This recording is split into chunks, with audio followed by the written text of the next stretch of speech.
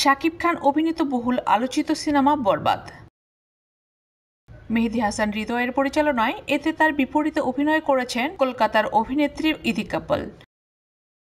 গত ডিসেম্বরে সিনেমাটির ফার্স্ট লুক প্রকাশ হয় নেট দুনিয়ায়। এরপর থেকেই অধীর আগ্রহে ভক্তরা কবে আসবে সিনেমার টিজার। অবশেষে সেই খবর দিলেন শাকিব খান। আজ বৃহস্পতিবার সন্ধ্যা 6:30টায় আসছে সিনেমাটির টিজার। মঙ্গলবার 16 সেকেন্ডের একটি মোশন ভিডিও প্রকাশ করে এমনটাই জানিয়েছেন ঢাকায় সিনেমার এই সুপারস্টার। জানা গেছে, বরবাদ টিজার প্রকাশ পাবে এর production house real energy Facebook, YouTube ও SA ফিল্মসের ইউটিউব চ্যানেল এবং শাকিব খানের ফেসবুক প্ল্যাটফর্মে।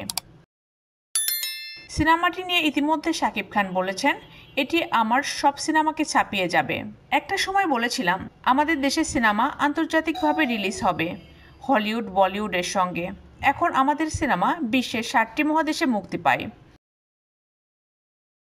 এর আগে প্রিয়তমা, তুফান দিয়ে ভালোবাসা পেয়েছি। আশা করছি বরবাদ সবকিছু ছাড়িয়ে যাবে।